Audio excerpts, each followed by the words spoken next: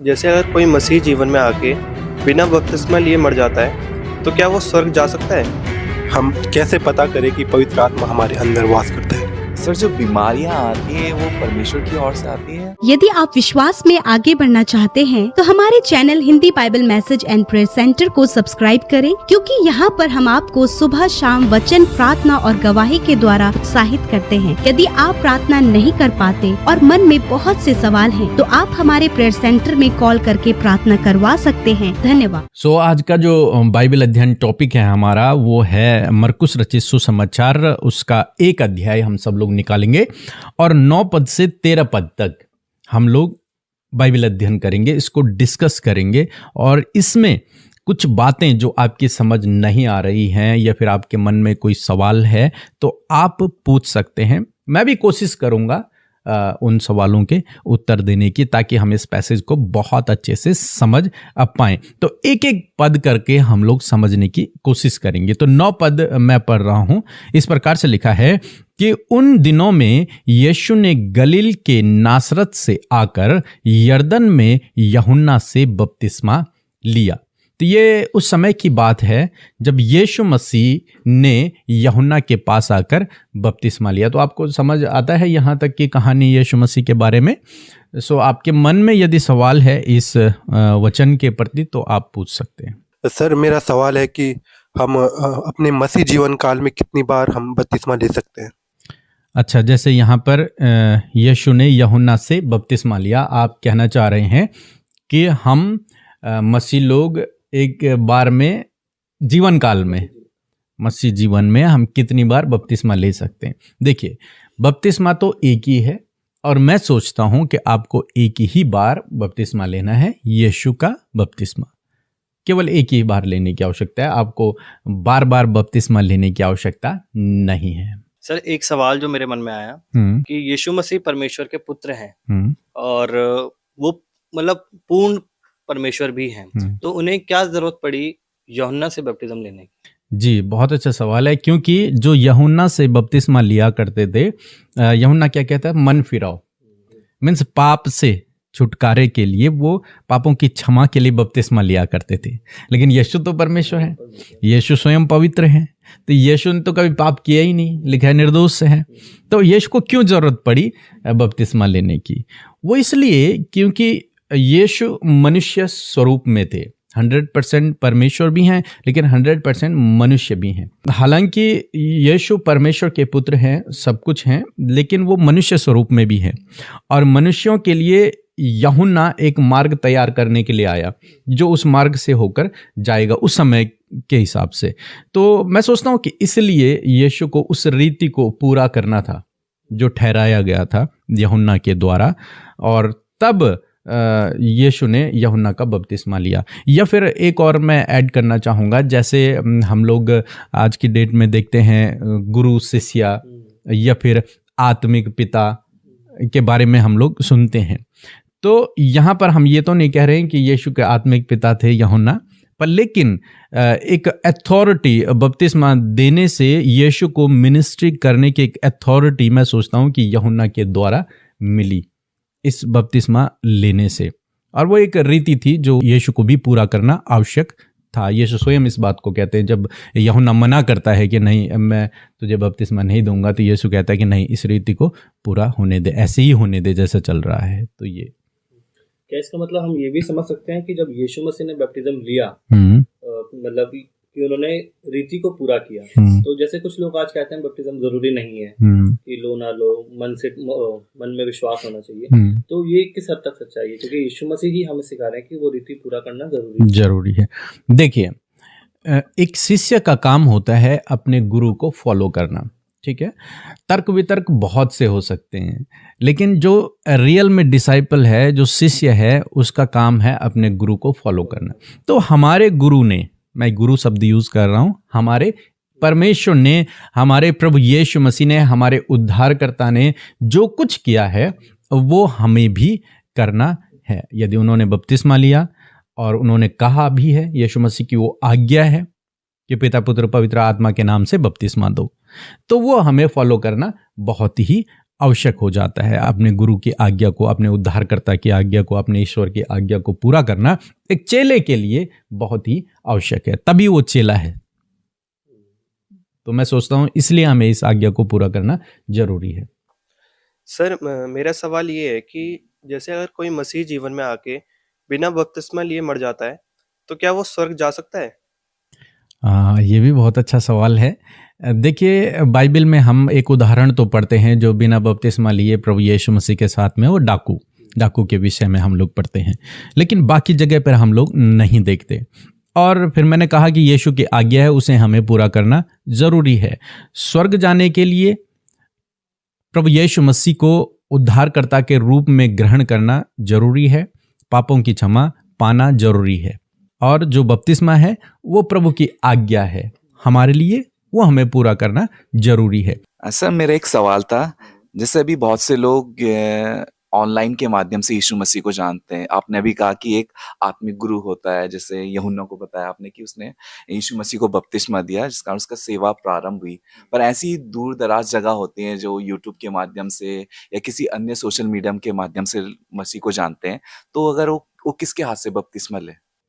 हाँ, ये भी अच्छी बात है, क्योंकि हमारे भी फॉलोअर बहुत सारे ऑनलाइन ही हैं, बहुत सारे लोगों ने ऑनलाइन मसीह को जाना है।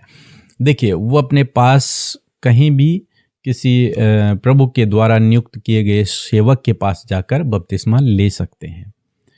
तो उनके आसपास में जहाँ भी चर्च हो या फिर संगति हो, कोई पास्टर हो, तो वहाँ पर जाकर वो बपतिस्मा ले सकते हैं। 10 पद इस प्रकार से कह रहा है, और जब वह जल से निकलकर ऊपर आया तो तुरंत उसने आकाश को खुलते और आत्मा को कबूतर के समान अपने ऊपर उतरते देखा।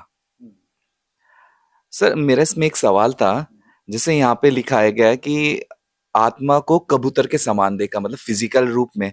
अगर इस समय अगर कोई बपतिस्मा लेता तो फिजिकली देख सकता है, जैसे यहाँ पे हुआ है। हम ये विश्वास करते हैं कि जब व्यक्ति बपतिस्मा लेता है तो उसके ऊपर पवित्र आत्मा उतरता है, लेकिन मैं इसको फिजिकली मैं नहीं कह सकता। यहाँ पर क्या लिखा है कि कबूतर के समान। कई बार लोग सोचते हैं कि पवित्र आत्मा मतलब कबूतर आया, यीशु मसीह के ऊपर कबूतर बैठा, लेकिन एक्चुअल में कबूतर नहीं बैठा, है ना, कबूतर नहीं आया था। वो उसके समान एक आकृति, कबूतर के समान एक आकृति लोगों को दिखी, है ना। हो सकता है बादल जैसा कबूतर लोगों को दिखा, है ना, इस टाइप में हो सकता है। कबूतर नहीं आया था, कबूतर के समान उन्हें एक आकृति दिखी कुछ जो यीशु के ऊपर आ गया। सर मेरा एक सवाल था कि जब हम बपतिस्मा लेते हैं तभी हमारे ऊपर पवित्र आत्मा प्रवेश करता है? जी, जब आदमी बपतिस्मा लेता है प्रभु यीशु मसीह के नाम का, तो जैसे यहाँ पर लिखा हुआ है वैसे ही हम ये विश्वास करते हैं कि वो पवित्र आत्मा से परिपूर्ण हो जाता है। ये हमारा विश्वास है। सर एक और सवाल था मेरा कि क्या सिर्फ जल के द्वारा ही हम बपतिस्मा ले सकते हैं या फिर अन्य माध्यमों से भी? जी बिल्कुल, जल से ही ले सकते हैं, आग से नहीं ले सकते। हालांकि यहाँ पे लिखा है वो पवित्र आत्मा की आग से तुम्हें क्या देगा, बपतिस्मा देगा, लेकिन केवल जल के ही द्वारा बपतिस्मा होता है और किसी चीज से नहीं हो सकता बपतिस्मा। सर एक और सवाल इससे मेरे मन में आया कि यीशु मसीह को उस समय पवित्र आत्मा कबूतर के समान उतरते दिखा और उन्होंने महसूस भी किया, क्या उससे पहले पवित्र आत्मा उनमें नहीं था? देखिए, वो पवित्र आत्मा के ही द्वारा गर्भवती हुए या फिर पवित्र आत्मा के ही द्वारा इस धरती पर आए, लेकिन जो फिजिकल रूप है पवित्र आत्मा का वो इस धरती पर मौजूद नहीं था एक तरीके से देखा जाए। और कब हम पुराने नियम में देखते हैं पवित्र आत्मा आता था फिर चला जाता था, आता था फिर चला जाता था, लेकिन इस समय जब यीशु मसीह आए, यीशु मसीह ने बपतिस्मा लिया, अब वो पवित्र आत्मा हमेशा के लिए प्रभु के अंदर आ गया। मीन्स वो जाएगा नहीं, क्योंकि वो मनुष्य स्वरूप में थे प्रभु यीशु मसीह। हालांकि पवित्र आत्मा के द्वारा वो पैदा हुए, उनके अंदर पवित्र आत्मा है, लेकिन वो फिजिकली रूप में पवित्र आत्मा आया और उनके ऊपर ठहर गया। ठीक है। और जब प्रभु यीशु मसीह तीसरे दिन मुर्दों में से जी उठे, जब स्वर्ग उठा लिए जाते हैं, तब प्रभु यीशु मसीह अपने चेलों को वही पवित्र आत्मा देते हैं। कहते हैं कि मैं तुम्हें एक सहायक भेजूंगा तुम्हारे लिए। तो वो पवित्र आत्मा फिर ऐसा नहीं होता कि पवित्र आत्मा आया चला गया, आया चला गया, नहीं, वो पवित्र आत्मा फिर अब हमेशा के लिए इस धरती पर रह गया, या फिर मैं यूं कहूं कि यीशु के चेलों के अंदर या फिर हम सब के अंदर रह गया। अब आ रहा जा रहा वाला नहीं है, वो फिजिकली रूप में हमारे अंदर है। जैसे आपने अभी बताया ना कि यीशु फिजिकली अब आत्मा आ गया और अब जाएगा नहीं। तो मेरा एक क्वेश्चन था कि जैसे इस समय आत्मा सिर्फ यीशु मसीह के पास आया है और आपने कहा, यीशु ने कहा कि मैं जाऊंगा और आत्मा तुम्हारे लिए भेजूंगा। तो इस समय जब यीशु ने बपतिस्मा ले लिया, उसके बाद भी बहुत से लोगों ने बपतिस्मा लिया होगा, तो उस बीच से और जब तक यीशु मसीह स्वर्ग नहीं गए, तो उस समय आत्मा लोगों के ऊपर नहीं उतरता होगा? नहीं, मैं सोचता हूँ जहाँ तक नहीं, क्योंकि जब यीशु के जाने के बाद यीशु ने अपने चेलों को वो पवित्र आत्मा का दान दिया, उसके बाद फिर वो प्रोसेस आगे बढ़ता है। हम कैसे पता करें कि पवित्र आत्मा हमारे अंदर वास करता है? जी, पवित्र आत्मा का वास करना हमारे अंदर हमारे फलों के द्वारा पहचाना जाता है, जो बाइबल हमें बताती है। ठीक है, पवित्र आत्मा के फलों के विषय में प्रेम, आनंद, धीरज, ये हमारे अंदर हैं। बाइबल कहती है, यीशु ने कहा कि पेड़ फलों के द्वारा पहचाना जाता है कि किस चीज़ का पेड़ है। मतलब मेनली क्या है कि फलों के द्वारा आप पहचान सकते हैं कि ये व्यक्ति पवित्र आत्मा से परिपूर्ण है या नहीं। सर, जैसे आपने अभी कहा कि फलों के द्वारा हमें मतलब मालूम होगा कि कोई पवित्र आत्मा से भरा है, तो क्या सिर्फ बाहरी मनुष्य तब देख के हम पता लगा सकते हैं कि इसमें मतलब होली स्पिरिट है? देखिए, बाहरी मनुष्यत्व से तो मैं नहीं कह सकता। क्यों नहीं कह सकता? क्योंकि कई बार लोग प्रेम का दिखावा करते हैं, लेकिन रियलिटी में अंदर प्रेम नहीं होता है। लेकिन जो हर कंडीशन में प्रेम कर रहा है वो व्यक्ति पवित्र आत्मा से परिपूर्ण है। देखो, कमियां सबके अंदर है, ऐसा नहीं है कि कमियां नहीं है। और बाइबल कहती है हम अंश अंश करके बदलते जाते हैं। ऐसा नहीं कि भाई आज हमने पवित्र आत्मा का दान पाया तो आज हम बिल्कुल परफेक्ट 100% परफेक्ट हो गए। नहीं, हम मनुष्य हैं और मनुष्य धीरे धीरे परमेश्वर की छवि में बदलता चला जाएगा। लेकिन पवित्र आत्मा हमारे पास है, जो हमें गाइड करता है, जो हमें सही रास्ता दिखाता है, जो हमें गलत रास्ते से बचाता है, जो हमारे अंदर प्रेम करने की भावना, धीरज रखने की भावना, इन सब चीज़ों को पैदा करता है, वो है पवित्र आत्मा। और 11वें पद में लिखा है, और यह आकाशवाणी हुई, तू मेरा प्रिय पुत्र है, तुझसे मैं प्रसन्न हूँ। सर, मेरा एक सवाल था कि आकाशवाणी हुई कि तू मेरा प्रिय पुत्र है, इसका मतलब परमेश्वर ने उन्हें प्रिय कहा, इसका मतलब और भी क्या रहे होंगे वहां पे पुत्र, जिसमें से उन्होंने परमेश्वर ने कहा कि तू मेरा प्रिय पुत्र है? देखिए, अगर नॉर्मली वे में देखें तो मनुष्य परमेश्वर के पुत्र ही हैं, है ना। एक तरीके से देखा जाए, हम सब कहते हैं कि परमेश्वर हमारा पिता है। यहाँ पर परमेश्वर यीशु मसीह के लिए ही कह रहे हैं कि ये मेरा प्रिय पुत्र है। मीन्स परमेश्वर अपने पर्सनल रिलेशन को उसके साथ में बता रहे हैं कि इसके साथ मेरा क्या है, एक पर्सनल रिश्ता, ये मेरे स्वयं से उत्पन्न हुआ या फिर मेरा अंश है, या फिर जैसे हम कहते हैं परमेश्वर का पुत्र वो है ना। वो वहाँ पर यूहन्ना को या फिर बाकी लोगों को ये चीज़ को आकाशवाणी के थ्रू बता रहे हैं कि ये व्यक्ति मेरा प्रिय पुत्र है। मीन्स ताकि वहाँ के लोग इस बात को समझें कि यही वो उद्धार करता है, यही वो मसीह है। तो परमेश्वर इस बात को प्रकट करते हैं वहाँ पे कि ये जो जिसने बपतिस्मा लिया है ये मेरा प्रिय पुत्र है। और फिर आकाशवाणी हुई कि तुझसे मैं प्रसन्न हूँ। हाँ। तो अभी तक तो यीशु मसीह ने मतलब अपनी सेवकाई स्टार्ट नहीं की थी, मतलब कुछ भी ऐसा नहीं हुआ था, तो किस बात से वो प्रसन्न की बात लिखी गई है? जी, देखिए, यीशु मसीह परमेश्वर के राज्य को फैलाने के लिए या फिर परमेश्वर की योजना को पूरा करने के लिए स्वर्ग छोड़कर इस धरती पर आए। यही सबसे बड़ी प्रसन्नता की बात है कि जो स्टेप उन्होंने लिया या फिर जो उनके लिए योजना थी, प्रभु यीशु मसीह ने अपने आप को समर्पण किया परमेश्वर की योजना के लिए। तो परमेश्वर कह रहे हैं कि मैं इससे प्रसन्न हूं। क्यों? क्योंकि इसने जो अपना जीवन है ना वो मुझे दे दिया है। मनुष्य स्वरूप में होने के बावजूद इतनी उम्र तक उन्होंने कोई पाप नहीं किया, परमेश्वर के पीछे चले और जो उनके लिए योजना थी उसे पूरा करने पे वो उसी मार्ग पर चल रहे हैं। उन्होंने अपना जीवन समर्पित कर दिया, मरने के लिए तैयार हो रखे हैं। तब प्रभु ये परमेश्वर कह रहे हैं कि ये इससे मैं क्या हूँ, प्रसन्न हूँ, क्योंकि ये पूर्ण रूप से तन मन से मेरे पीछे चलने के लिए तैयार है। क्या हम लोगों के लिए भी आकाशवाणी हो सकती है? हम लोगों के लिए आकाशवाणी तो फिलहाल तो नहीं हो सकती, या फिर अभी मैंने इस बारे में, मेरा एक्सपीरियंस नहीं है कि आकाशवाणी होगी कि नहीं होगी, क्योंकि बाइबल में भी हम यहीं पर पढ़ते हैं मेरे ख्याल से, और पौलुस के समय में हम लोग पढ़ते हैं, लेकिन अधिकतर केसेस में हम लोग नहीं पढ़ते हैं। हाँ, हमारे लिए पवित्र आत्मा दिया गया है जो हमें गाइड करता है, जो हमसे बातचीत करता है। हाँ, बात करने की बात है तो परमेश्वर दर्शनों के द्वारा, सपनों के द्वारा, अपने अगुओं के द्वारा, पवित्र आत्मा द्वारा, वचन के द्वारा अपने लोगों से बातचीत करता है। 12 पद कहता है, तब आत्मा ने तुरंत उसको जंगल की ओर भेजा। मेरा सवाल था, यह कौन सा आत्मा है?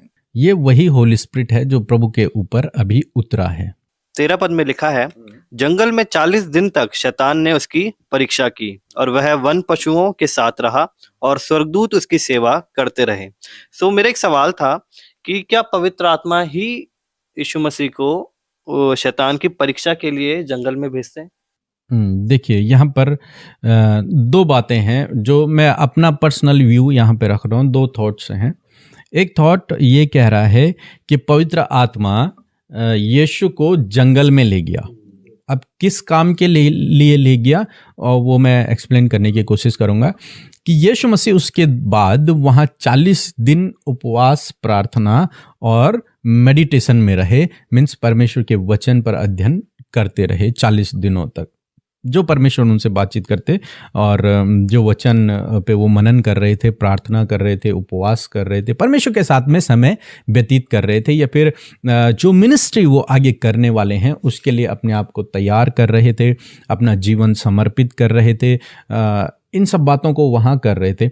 तो मेरा मानना है कि पवित्र आत्मा प्रभु यीशु मसीह को सेपरेट किया समाज से उस समय, ताकि वो एकांत में जाकर जंगल में परमेश्वर के साथ में और अधिक समय को व्यतीत करे, या फिर परमेश्वर की योजना को अपने जीवन में और अधिकाई से बैठाए, या फिर उस मिनिस्ट्री के लिए जो वो करने जा रहे हैं, आगे जो बड़ा काम, उद्धार का जो काम करने जा रहे हैं, उसके लिए वो पूर्ण रूप से अपने आप को, अपने शरीर को भी, क्योंकि शरीर बहुत महत्वपूर्ण था, अपने शरीर को मजबूत कर सकें, बलवंत कर सकें पवित्र आत्मा के द्वारा, या फिर वचनों के द्वारा, उपवास, प्रार्थना के द्वारा।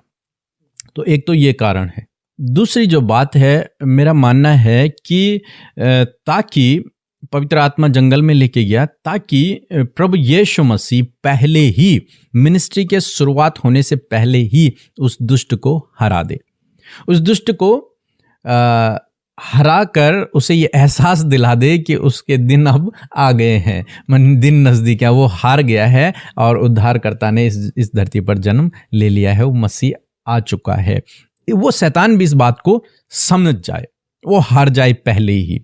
और हम देखते हैं कि इस जंगल में ही प्रभु यीशु मसीह ने शैतान को हरा दिया और वो प्रभु यीशु मसीह के सामने से भाग गया। फिर हम नहीं देखते लास्ट तक कि शैतान यीशु के सामने आया, नहीं आया, वहीं पे हार गया, भाग गया। वो समझ गया कि जिस काम को करने आया इसने करना ही करना है। तो ये दो कारण मैं सोचता हूँ हो सकते हैं। सर, मेरा एक और सवाल था कि जैसे पवित्र आत्मा ने यीशु मसीह को एक अलग भेजा फास्टिंग के लिए, 40 डेज फास्टिंग के लिए, ताकि वो वचन पर मनन करें और अकेले रहें और खुदा के साथ अपने संबंध को मजबूत करें। तो क्या आज भी अगर हम ये 40 डेज फास्टिंग करना चाहें तो हमें भी अलग जाना पड़ेगा, अकेले स्थान में जाना पड़ेगा? देखिए, उपवास का मतलब ही यही होता है, मैंने काफ़ी बार वीडियोस में समझाया है कि एकांत में रहकर परमेश्वर के साथ में समय को व्यतीत करना, यही उपवास का मतलब है। मैंने कहा था कि उपवास भूख हड़ताल नहीं है कि हम भूखा रहें और कुछ भी काम करें, कहीं भी जाएं, ये उपवास नहीं है। उपवास क्या है कि नज़दीकी में, परमेश्वर की नज़दीकी में समय को व्यतीत करना। तो वो आप चाहे अपने घर में करें, चाहे आप कहीं चर्च में जाकर करें, चाहे आप कहीं अलग जंगल में जाकर यीशु मसीह की तरह एकांत में बैठकर आप करें, लेकिन उपवास का मतलब ये है कि आपको प्रभु के साथ में समय को व्यतीत करना है। क्या परमेश्वर और शैतान दोनों के पास परीक्षा लेने का अधिकार है? देखिए, परीक्षा लेना, दो प्रकार से परीक्षाएं होती हैं। एक परीक्षा शैतान करता है, तो वो ऐसी परीक्षा करता है कि परीक्षा करता नहीं, परीक्षा में गिराता है, ठीक है, ताकि मनुष्य जो परमेश्वर के पीछे चल रहा है वो न चल पाए, वो गिर जाए। वो पाप में गिरे, वो ये परीक्षा करता है कि मनुष्य पाप में गिरे, ये उसकी परीक्षा है, वो पाप में गिराना चाहता है। ठीक है। दूसरी तरफ परमेश्वर की जो परीक्षा है वो हमें विश्वास में आगे बढ़ाती है, वो हमें विश्वास में मजबूत करती है, वो सामर्थ्य से बाहर नहीं होती, वो पाप में गिराने वाली परीक्षा नहीं होती। मीन्स यदि आप पाप में गिर गए तो आप ये नहीं कह सकते परमेश्वर मेरी परीक्षा कर रहा है, नहीं, परमेश्वर तब आपकी परीक्षा नहीं कर रहा। आप टेम्पटेशन में, आप परीक्षा में पड़े हो, लेकिन या तो अपने गलत निर्णयों के कारण, आपके अंदर जो गलत भावना है उसके कारण, या फिर शैतान आपकी परीक्षा कर रहा है, वो नहीं चाहता कि आप प्रभु में बढ़े, इसलिए वो आपको पाप में गिरा रहा है। तो दो प्रकार की परीक्षाएं हैं, और इस बुक में मैंने इस बात को एक्सप्लेन किया है, प्रार्थना करने का सही तरीका में परीक्षा परमेश्वर किस प्रकार से लेता है और शैतान किस प्रकार से परीक्षा करता है। हम हर परीक्षा को, हर दुख को, हर परेशानी को हम परमेश्वर की ओर से नहीं कह सकते। समझ रहे हैं मेरी बात को? यदि आप पाप में गिरकर अपने गलत निर्णयों के कारण परीक्षा में हैं, संकट में हैं, मुसीबत में हैं, तो आप परमेश्वर को दोषी नहीं ठहरा सकते। यहां पे वो शैतान ने आपके जीवन में किया है, या फिर आप अपने गलत निर्णयों के कारण वहां पर हैं। परमेश्वर जो परीक्षा करता है उसमें परमेश्वर हमें आगे बढ़ाता है, उसमें हमारी हानि नहीं होती। और शैतान क्या करता है? हानि कर देता है हमारी। लेकिन परमेश्वर की परीक्षा में हानि नहीं होती। और मैं सोचता हूं अभी हम जो मसीह में बढ़ रहे हैं, हम अभी इस काबिल नहीं है कि परमेश्वर हमारी परीक्षा करे। समझ रहे? हम तो उसके दूध पीते हुए बच्चे हैं, वो तो हमें गोदी में उठा के ले जा रहा है आगे, तो वो कहाँ हमारी परीक्षा करेगा? हम अपने बच्चों की कहाँ परीक्षा करते हैं? नहीं करते हैं। हाँ, कोई इतना बड़ा अयूब जैसा धर्मी जन है जिसके लिए परमेश्वर कहे, देख शैतान, मेरा बेटा अयूब को देख, तूने उसे देखा है, तब एक बात बनती है। और अब्राहम जो विश्वास का बहुत मजबूत पुराने नियम की बात है, तब उसकी परमेश्वर परीक्षा करता है, लेकिन उसमें उसकी कोई हानि नहीं होती। तो समझे थोड़ा सा इस बात को। परीक्षाएं दो प्रकार की, एक शैतान लेता है, एक परमेश्वर लेता है। शैतान गिराता है, हानि करता है, परमेश्वर उठाता है। सर, जो बीमारियां आती हैं वो परमेश्वर की ओर से आती हैं? ये मैंने सुना है कि लोग इसको परीक्षा के रूप में देखते हैं कि परमेश्वर मेरी परीक्षा ले रहा है इसलिए मुझे बीमार कर दिया। देखिए, पहली बात, कोई भी बीमारी परमेश्वर की ओर से नहीं है। ठीक है, बाइबल में कहीं भी हम ये नहीं पढ़ते कि परमेश्वर ने उसको बीमारी दी ताकि वो विश्वास में आ जाए, ताकि वो विश्वास में मजबूत हो जाए। बीमारियां पाप, जब आदम और हवा ने पाप किया ना, उसके बाद बीमारियां, दुख, स्ट्रगल सब कुछ शुरू हुआ। उससे पहले सब कुछ अच्छा था। मीन्स बीमारियों को बनाने वाला परमेश्वर नहीं है, और पाप के कारण इस दुनिया में फैली हैं बीमारियां। ठीक है, आज की डेट में अगर हम देखें तो हमारे जो भोजन पदार्थ हैं उनमें इतना केमिकल, उसमें इतने मतलब अलग अलग प्रकार की चीज़ें आ गई हैं जिसको खाने से जो है हमारे अंदर, लोगों के अंदर बहुत सारी बीमारियां पैदा हो जाती हैं। लेकिन हम ये ना कहें, ये कहना गलत होगा कि परमेश्वर ने मुझे ये बीमारी दी है। परमेश्वर ने तो चंगाई का हॉस्पिटल खोला हुआ है। समझ रहे हैं आप? चंगाई का क्या है? हॉस्पिटल खोला हुआ है। आओ मेरे पास आओ, मैं तुम्हें चंगा करूंगा। वो तो ठीक करता है, बीमार नहीं करता। हाँ, पुराने नियम में हम लोग देख सकते हैं कि परमेश्वर किसी को कर्ज कर रहे हैं, किसी को दंड दे रहे हैं, तब उस पर बीमारियां आ गई, वो एक अलग चैप्टर हो जाता है। लेकिन आज ऐसा नहीं है, क्योंकि परमेश्वर आज क्या है? अनुग्रह, दया है और प्रेम है परमेश्वर का। नए नियम में हम लोग जी रहे हैं। तो ये बात कहना गलत होगा कि परमेश्वर इस बीमारी के द्वारा मेरी परीक्षा कर रहा है। ठीक है, बीमारी हमारे खान पान से हमारे जीवन में आ सकती हैं, और जितने आजकल वायरल चल रहे हैं ये सब हो सकते हैं, वायरस हैं, इनके कारण हो सकती हैं। परमेश्वर तो हमारा बचाव करता है इन सब चीज़ों से। परमेश्वर तो हमारा बचाव करता है, हमें प्रोटेक्ट करता है। तो ये बात सरासर गलत है, इस बात को कहना। मतलब बाइबल के आधार पर ये बात सच नहीं है, और वो व्यक्ति यदि ऐसा कह रहा है तो अपने आप को धोखा दे रहा है। सर मेरा एक और क्वेश्चन था, अगर कोई, जैसा आपने बताया कि एक परीक्षा परमेश्वर करता है, एक परीक्षा शैतान करता है, तो उन परीक्षाओं से कैसे डील कर सकते हैं? हाँ, ये भी बहुत अच्छी बात है, मैंने इस बुक में लिखा हुआ है। अगर आपको सीखना है तो आप इस बुक को पढ़ सकते हैं कि हम परीक्षा को कैसे डील करें, कैसे उस परीक्षा से बाहर निकलना है। 13 पद का अंतिम अंश कहता है, और स्वर्गदूत उसकी सेवा करते रहे। तो क्या हर बपतिस्मा पाए हुए व्यक्ति के लिए एक स्वर्गदूत नियुक्त है जो उसकी सेवा टहल करता हो? बिल्कुल, हम लोग इस बात पर विश्वास करते हैं कि स्वर्गदूत हमारे साथ में हैं। परमेश्वर ने हम लोगों को स्वर्गदूत दिए हुए हैं, और जो प्रभु यीशु मसीह पर विश्वास करता है उसके साथ में स्वर्गदूत हैं उसे प्रोटेक्ट करने के लिए। क्या हम उन्हें फिजिकली देख सकते हैं? मेरा तो ये एक्सपीरियंस नहीं है, लेकिन बहुत सारे लोग कहते हैं कि हमने स्वर्गदूत को देखा है। अब मुझे इस बारे में ज़्यादा पता नहीं है, क्योंकि ये मेरा पर्सनल एक्सपीरियंस नहीं है, मैंने अभी देखा नहीं है स्वर्गदूत को, तो इसलिए मैं कह नहीं सकता आपसे। सर मेरा एक और सवाल था, अगर कोई बड़ी परीक्षा में पड़ा हुआ है तो इसका मतलब ये हो सकता है कि परमेश्वर उससे बड़ी सेवा लेना चाह रहा हो? देखिए, मैंने बताया परीक्षा 2 प्रकार की है। यदि वो अपने गलत कामों के कारण परीक्षा में पड़ा हुआ है, हाँ, परमेश्वर उसे बाहर निकालेगा, और हमारा विश्वास है कि परमेश्वर उसे इस्तेमाल भी करेगा। लेकिन वो ये नहीं कह सकता कि इसका मतलब परमेश्वर मेरे द्वारा बहुत बड़ा काम करने वाला है। अगर कोई व्यभिचार में पड़ा है, वो कह रहा है परमेश्वर मेरी परीक्षा कर रहा है, तो ये तो सरासर गलत है ना। तो ऐसा नहीं हो सकता। ये दुष्ट उसकी परीक्षा कर रहा है ताकि वो आगे न बढ़े, ताकि वो परमेश्वर में आगे न बढ़ पाए। और यदि वो उस परीक्षा से बाहर निकल जाए तो हमारा विश्वास है वो आगे बढ़ेगा। लेकिन हम इसे एक संकेत नहीं कह सकते, एक चिन्ह नहीं कह सकते।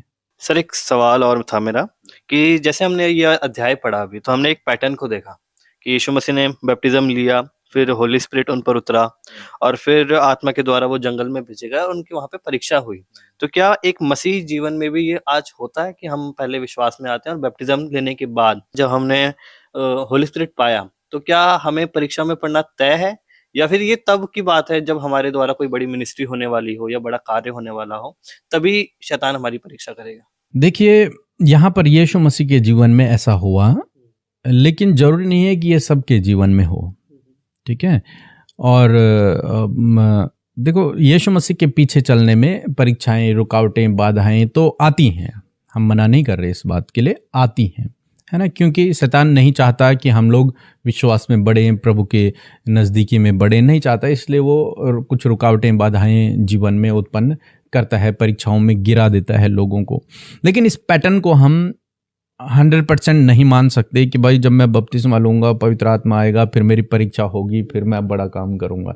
नहीं, ऐसा एक पैटर्न नहीं है। मेरा जहाँ तक मानना है तो ऐसा कोई पैटर्न बाइबल हमें नहीं बताती। हाँ, यहाँ पर यीशु मसीह के जीवन में ऐसा हुआ है, क्योंकि यीशु मसीह की तुलना हम अपने आप से नहीं कर सकते। वो तो सारे संपूर्ण जगत का पाप अपने ऊपर उठाने के लिए, संपूर्ण जगत को मोक्ष देने के लिए, क्षमा देने के लिए इस धरती पर आए। आप और मैं किसका पाप उठा रहे हैं? किसी का भी नहीं, वो उठा चुका है। मैं नहीं सोचता कि ये पैटर्न हमारे या फिर किसी नॉर्मल विश्वासी के जीवन में कार्य करता है या फिर ऐसा होता है। मैं नहीं सोचता, शायद ऐसा नहीं हो।